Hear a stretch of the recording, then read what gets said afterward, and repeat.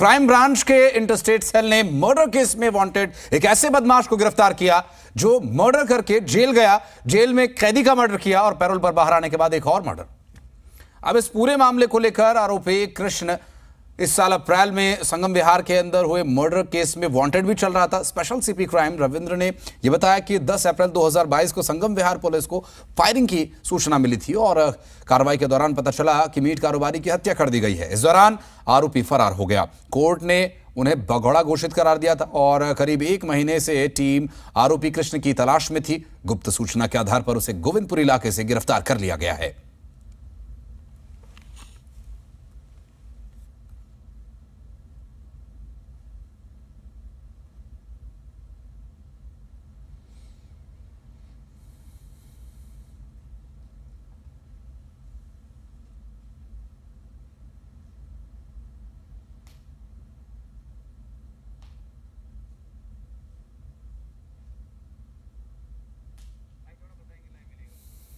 आपको बता दें कि ये जो पूरा प्रकरण है, पुलिस की गिरफ्त में जो आरोपी बड़े शान से चलता हुआ दिखाई दे रहा है, जिसे मर्डर करने का कोई भी मलाल, कोई भी गम, कोई भी पछतावा नहीं है। दरअसल मर्डर करके ये जेल में गया, जेल में जाकर एक और मर्डर किया, पैरोल पर बाहर आया तो एक और मर्डर।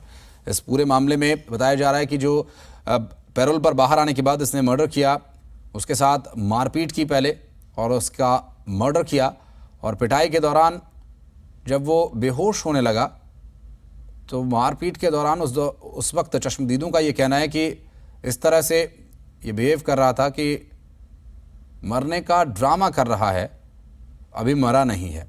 और उसको पूरी तरह से जान से ख़त्म करने के बाद ही इसने दम लिया। और अब पुलिस के साथ स्पेशल क्राइम ब्रांच की टीम की अरेस्ट में इस वक्त वो शख्स है।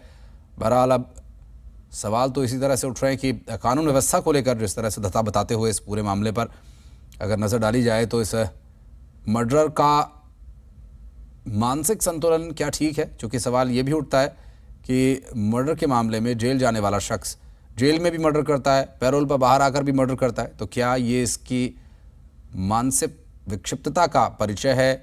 क्या इसके संकेत हैं? क्या इसे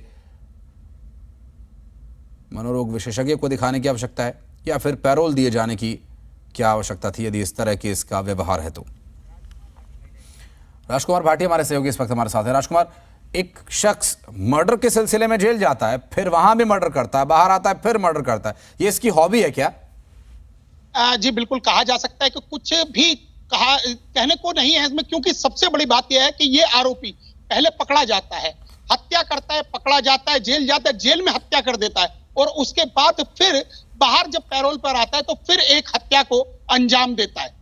कृष्ण नाम है इसका और दिल्ली पुलिस की क्राइम ब्रांच की इंटरस्टेट सेल ने इसको देखा है, इसको पकड़ा है। और देखने वाली बात यही है क्योंकि इसको किसी भी तरह का कोई पछतावा नहीं है।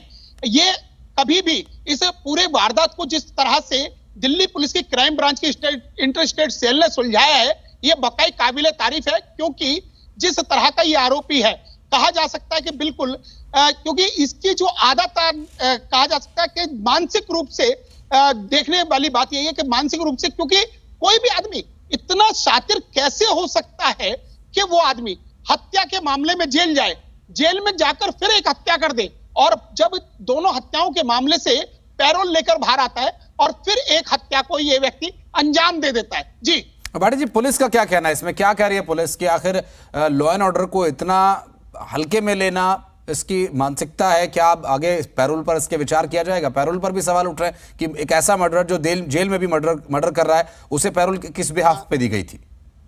नहीं, देखिए सबसे बड़ी बात यह है क्योंकि जब ये आरोपी एक हत्या के मामले में जेल जाता है और जेल में जाने के बाद दूसरी हत्या को अंजाम देता है तो फिर पैरोल क्यों? क्या न्यायालय ने क्या सोच के इस व्यक्ति को पैरोल दी और पैरोल के बाद जब ये व्यक्ति बाहर आता है वापस दोबारा से तो तीसरी हत्या को अंजाम देता है? दिल्ली पुलिस की क्राइम ब्रांच इस पूरे मामले में इसके पीछे लगी हुई थी और सबसे बड़ी बात यह है कि मामले को सुलझाते क्योंकि काफी दिनों से ये दिल्ली पुलिस के क्राइम ब्रांच के रडार पर था, दिल्ली पुलिस की स्पेशल सेल के रडार पर था।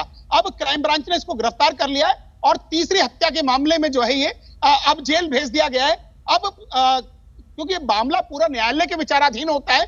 न्यायालय क्या फैसला लेता है इसको तो दिल्ली पुलिस कुछ नहीं कर सकती। मगर जिस हिसाब से हमारी दिल्ली पुलिस के स्पेशल सीपी रविंदर जी से बात हुई थी, तो उन्होंने कहा है कि अब की बार की चार्जशीट जो है वो मजबूत बनाई जाएगी।